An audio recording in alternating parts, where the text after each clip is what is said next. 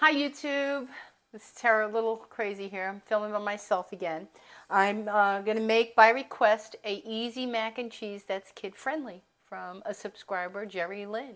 So here we go. This should be pretty simple. I'm going to be out of the frame. I want you to see everything being done and all of you people. So let's get to it. It is a recipe that is done with the milk and water in the pot together. 1.5 cups of water, 1 cup of whole milk. Put that to a simmer because we're going to cook the macaroni in it and its precise measurements. While that's coming up to a boil for the macaroni, we're going to grate some cheese. Let me get my grater out. And we're going to be using white cheddar and white American. It's the white American that, I'm going to have to move you a little bit, that makes for a good mac and cheese on the stovetop. And the reason is it has ingredients in it. Citrus, let me get the name. I know it because I have it in my cupboard. And it's what keeps the cheese sauce from breaking. It has sodium citrate in it, deli American cheese, that the other processed cheeses don't have.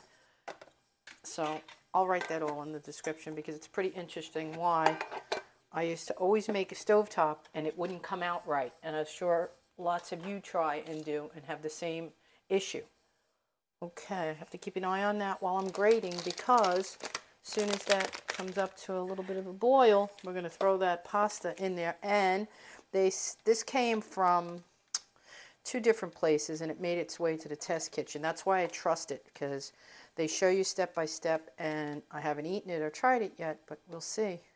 It looks pretty promising, and this is based on science, so hopefully it's correct, because I am always in search for the perfect mac and cheese. And if you notice, and I'm going to be honest, when I made my spare rib video, did that recipe, I showed that whole tray, my sauce broke.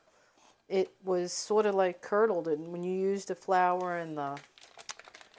Did I put milk in that? I don't know. But in any event, if the science is off, your sauce can break. You can ruin all of it, whether it be baked or stovetop. So I'm always searching to get it perfect. I like each of them. I do a stovetop when it's a small amount and I want it fast. Like today, this was 8 ounces of Barilla. And they used Barilla and suggested it because of the little ridges in it. I'll show you that. The pasta takes about 6 to 8 minutes to cook.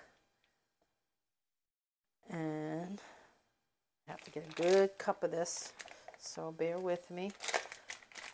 Hope everybody's enjoying the channel, and please subscribe. Hit that subscribe button down at the bottom of the screen, the little red square, because it helps me grow my channel and continue to cook these recipes for everyone. I hope you're enjoying it and liking my channel. Okay. I'm in the process of switching a few things around. I took some videos down because we want to tighten it up and get things fixed and straight so my channel is a little bit more precise. YouTube suggests that because I'm a newbie and I'm a small channel, and all these little things help out. We got to get better with our photography for food, that's for sure. There's a few I favor myself because they stand out, so that's the goal. One color for a plate, our titles, trying to get them clear. Forget about fancy script, which I made the mistake of early on. I said, oh, that looks fancy. We'll use that. Now, people want to see that the words say mac and cheese, stovetop mac and cheese. Let's see how much we got in here. All right, looks like we got a good bounty, but you can never have too much cheese, really. So I'm going to stop with that. So that I used for me, Cracker Barrel extra sharp white cheddar. Okay. And over here, I have the deli white slices. I'm going to be chopping over here in the corner and talking. I'm going to put the Barilla. Now, the only thing is, because this is science and it's from Test Kitchen, you know they do everything precise. I used my little kitchen scale to weigh out. They suggest exactly 8 ounces of pasta because we're working with 2.5 cups exactly of liquid. So let's pour that in. And this had better cook on camera the way they say, or I'm going to be pretty mad. But that's the good part of it. We'll do it together. We'll do it together. Me and you. hope it works. Okay. They say it takes 6 to 8 minutes. I don't know. I may pause and then come back, and then we'll have Vinny do some editing for us, because I know you don't want to watch pasta boil or me cut cheese. So let's do that. Okay, and we'll come back live time. This way you're not waiting. Okay, in a bit. Be back in a bit. Okay, we're back, and it's time to add in that American cheese. The pasta's cooked. There's a little bit of the milk, which is normal, so that that cheese will melt. And they also suggested toasting up a little bit of panko breadcrumbs with a little bit of olive oil. Just toast them. Okay, put them on the side. Now let's get that American cheese in. Pull this a little closer. While it's still on the heat. Okay, that's what they suggest. I'm going to melt that in there. Soak up that milk. And I think that Barilla is a good choice because you can't overcook it, they say, I believe.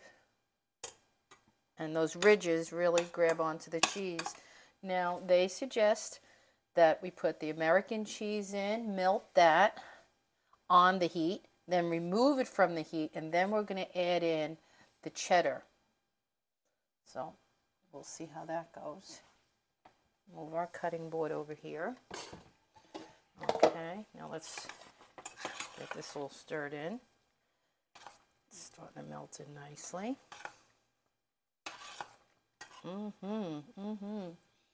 I love mac and cheese. I'll get out of the way so you can see. And just get that all blended, melted.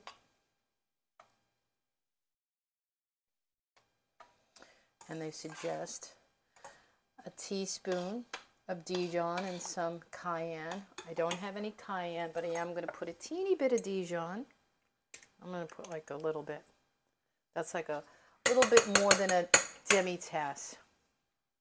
A little bit more than a demi-tasse spoon. I feel that's good enough. I do like a little tang of mustard in mine. Okay, let's mix that in with the American.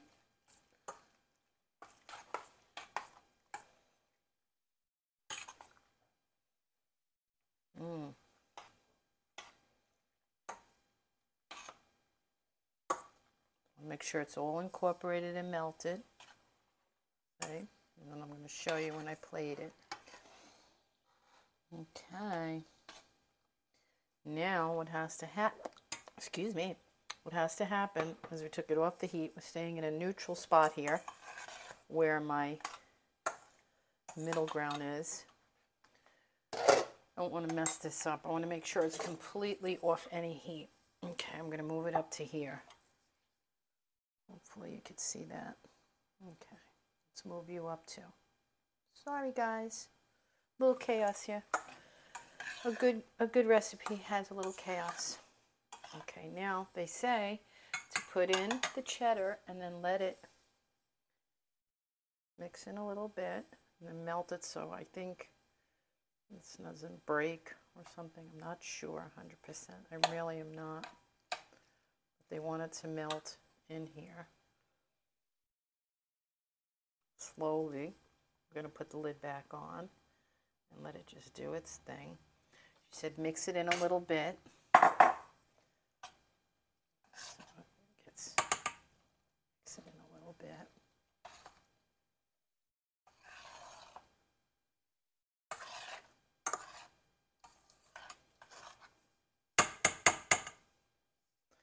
And then just, let's take the cover it, and let it melt for 2 minutes. Okay, and then I'll recap for you what we did so we don't feel like we're killing each other with the timing here. Okay, let's get, it's 12:22. Okay, we'll give it a few minutes. These are nice and toasty. I'm going to put those into a separate little plate, make sure all my burners are off. Okay, let me just rinse my hands. I hope this is a good recipe, Jerry Lynn. I hope so, and I hope your kids enjoy it. And for all my subs, like I said, Jerry Lynn requested it in the comments. So if there's something you want to see me cook, don't be shy. If I don't know it, I'll learn it. If I can't make it, I'll tell you, but I doubt it because every recipe is learnable. I used to ruin everything and burn everything. So if I could cook and do all of this and have the courage to try, I will do it for you, whatever. The only thing I got to say, I'm going to say it on camera, I will not cook beef Wellington. I'm just very intimidated by that. That's a heavy one. I don't think I could do that proper, cook meat inside of a bread. Okay, let me get a dish for these little crumbs. Okay. All right, I hope everybody's enjoying my cooking. Now I'm going to have, look at this, I'm going to have this craziness. Why do I always have craziness? I got a few more badges while I was cooking. I got potato peeled my finger, my pointer finger. I burnt my arm again, my upper arm. I banged into the window and hurt my knuckles. That wasn't cook related, but that was not fun. Okay, so shall we dare check our mac and cheese and get ready to plate it? Oh yeah, did you hear that? Let me see. Now I'm going to do it again. Listen, this is the way your mac and cheese should sound. Hear that? Oh my goodness, my mouth's watering. Okay. Oh my goodness. Oh my goodness. Okay, so let's plate a bowl. Hear that? Oh my God, it's just like solution around, just the way mac and cheese should be.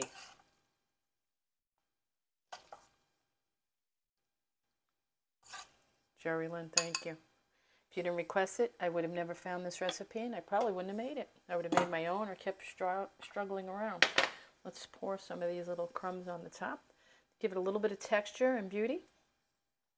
Okay, I'm going to taste that.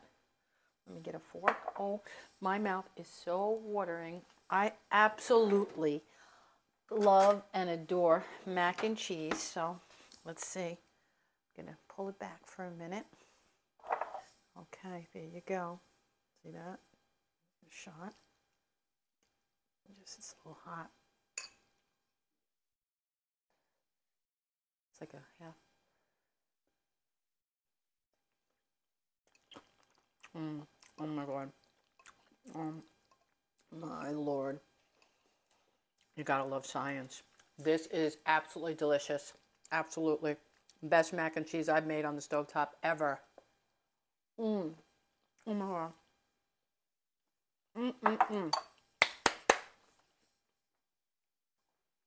There you have it, my beautiful YouTubers.